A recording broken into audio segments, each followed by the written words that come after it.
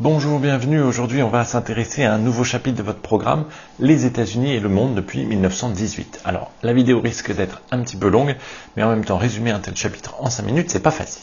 Alors, pour commencer, ce qu'il faut savoir, c'est que depuis le 19e siècle, la vision des États-Unis en matière de relations internationales repose entre autres sur ce que l'on appelle la doctrine Monroe. Non, pas elle, lui, le président américain qui l'a formulée, c'était en 1823, et cette doctrine prévoit que les États-Unis n'interviendront pas dans la sphère occidentale, en gros en Europe, et inversement, les Européens ne doivent pas intervenir sur le continent américain. Et de là découle l'idée que l'Amérique du Sud serait la chasse gardée des États-Unis, qui s'imposerait sur leurs voisins, selon les périodes, par la politique du big stick, par la force, ou alors par la politique du bon voisinage, la diplomatie. On a déjà là les prémices du hard power et du soft power, on en reparlera plus tard. Donc jusqu'à la Première Guerre mondiale, les États-Unis sont plutôt isolationnistes, c'est-à-dire qu'ils interviennent peu dans les affaires du monde, même si bien sûr ils ne sont pas complètement repliés sur eux-mêmes. Mais lors de la négociation des traités de paix mettant fin à la Première Guerre mondiale, le président américain Wilson propose un programme en 14 points pour organiser le nouvel ordre mondial. On y retrouve l'idée essentielle pour la suite du XXe siècle du droit des peuples à disposer d'eux-mêmes, et surtout, on y retrouve le projet de création d'une SDN, une Société des Nations, ancêtre de l'ONU, qui serait chargée de prévenir tout risque de nouveaux conflits. Alors c'est là un changement important dans la politique extérieure des États-Unis, qui s'engagerait dans les affaires du monde si ce texte était adopté. Mais justement, le texte n'est pas adopté, car le Sénat américain refuse d'être lié par un tel pacte, et de devoir demander l'avis de quiconque en matière de politique étrangère. Du coup, les États-Unis restent dans leur posture isolationniste durant les années 20-30. En limitant l'immigration sur leur sol avec une politique de quotas, ou encore en votant des lois de neutralité entre 1935 et 1937, lorsqu'ils sentent les menaces de guerre venir d'Europe. Cet isolationnisme est à relativiser, ils ne vivent pas non plus en autarcie ou totalement désintéressés des affaires du monde. Par exemple, ils interviennent sur la question des réparations de guerre que l'Allemagne doit à la France. Mais c'est avec la Seconde Guerre mondiale que les Américains vont réellement changer de stratégie. Plus précisément, l'attaque de Pearl Harbor par les Japonais le 7 décembre 1941 oblige les États-Unis à entrer en guerre et ils se proclament eux-mêmes l'arsenal des démocraties. Ils vont alors engager toute leur puissance industrielle au service de la guerre et de leurs alliés. Figurez-vous qu'au printemps 1944, on estime qu'ils sortaient des arsenaux américains au moins 2 cargos par jour, les fameux Liberty Ships.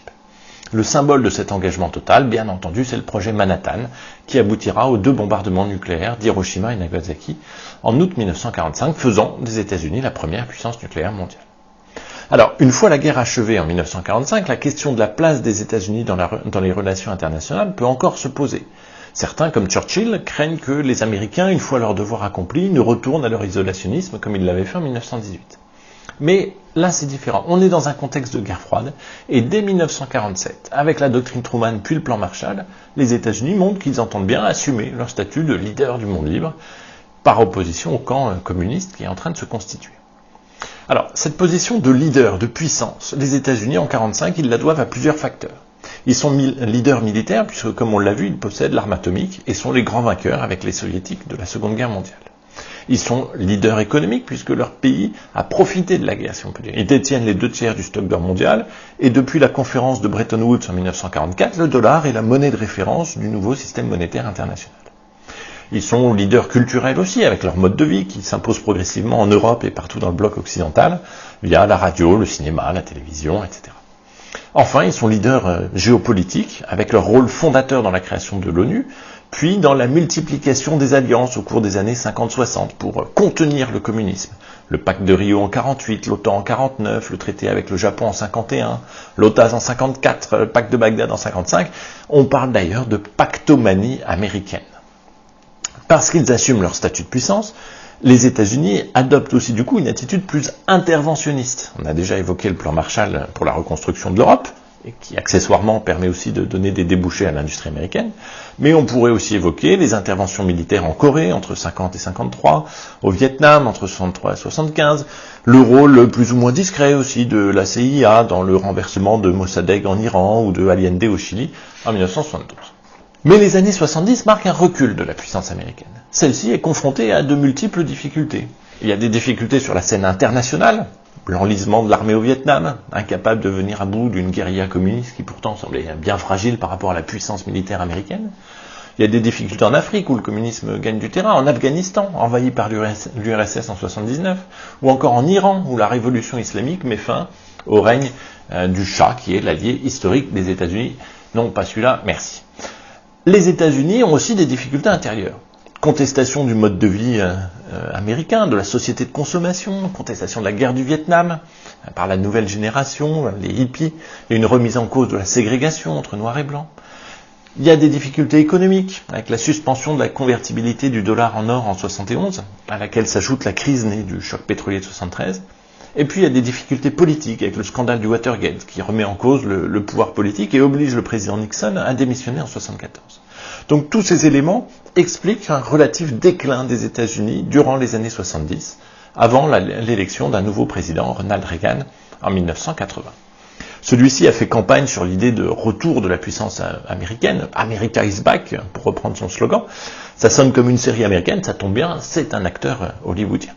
Tout en mettant en place une politique économique très libérale, Reagan réaffirme le rôle des États-Unis comme leader du monde libre. Il dénonce l'URSS comme l'empire du mal.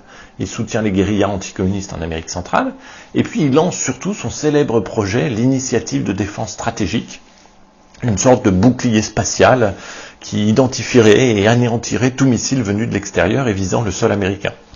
Alors les médias ont surnommé ce projet le projet Star Wars. Il faut dire qu'à l'époque on est au tout début de la saga. Bon, cette politique de Reagan, elle a pour conséquence d'asphyxier l'économie soviétique qui essaye de suivre cette nouvelle course à l'armement, et elle contraint Mikhail Gorbatchev à lancer des réformes politiques et économiques en URSS, la fameuse perestroïka. Et ces réformes mèneront progressivement à l'effondrement du pays et à l'implosion du camp communiste entre 89 et 91. Alors avec cet effondrement, la puissance américaine semble à son apogée. Elle est à partir de 1991 la seule superpuissance, et le ministre français des Affaires étrangères, Hubert Védrine, parle même d'hyperpuissance, pour montrer à quel point elle surclasse les autres dans tous les domaines. C'est à la même époque qu'un professeur américain, Joseph Nye, popularise la notion de soft power, le pouvoir de convaincre par la manière douce, par opposition au hard power, la coercition, la contrainte par la force. Combinant les deux, soft et hard power, les États-Unis peuvent alors être considérés comme les gendarmes du monde. Ils interviennent d'ailleurs au Koweït en 1991, le Koweït qui avait été envahi par l'Irak de Saddam Hussein, et ils interviennent à la tête d'une coalition internationale, avec l'accord de l'ONU. On parle alors de multilatéralisme. Les États-Unis interviennent avec leurs partenaires internationaux. On peut évoquer aussi les interventions en Somalie en 93, en Bosnie en 95. Bon. L'idée du président d'alors, Bill Clinton, c'est d'étendre la démocratie et l'économie de marché dans le monde entier. Un peu pour reprendre une autre notion qui date de la conquête de l'Ouest, l'idée de destinée manifeste. Les États-Unis auraient une vocation à répandre la démocratie dans le monde entier. C'est dans ce contexte aussi que sont négociés les accords d'Oslo entre Israéliens et Palestiniens, accords symbolisés par cette photo de Rabin, Clinton et Arafat devant la Maison-Blanche en 1993. Bon, pour autant, les États-Unis peuvent rester isolationnistes sur certains sujets, quand ça ne les arrange pas, par exemple la création d'une Cour pénale internationale ou l'environnement avec le refus de ratifier le protocole de Kyoto en 1997. Et d'ailleurs, quand il est élu en 2000, le nouveau président George W. Bush illustre un peu cette tendance isolationniste. Mais les attentats du 11 septembre l'obligent à modifier sa politique étrangère, en intervenant, toujours à la tête d'une coalition internationale, en Afghanistan en 2001, accusé d'être la base arrière d'Al-Qaïda. Tout bascule en 2003 lorsque, toujours ce président Bush, au nom de la lutte contre le terrorisme international, désigne certains États comme des États voyous, formant un axe du mal. Il y a l'Irak, l'Iran et la Corée du Nord. Et c'est à ce titre qu'il déclenche une intervention armée en Irak, accusant Saddam Hussein de posséder des armes de destruction massive. Mais cette intervention est désapprouvée par des alliés traditionnels comme la France ou l'Allemagne, qui estiment que les preuves sont trop fragiles. Les États-Unis agissent ici sans accord de la communauté internationale, de manière unilatérale, et donc on appelle ça l'unilatéralisme.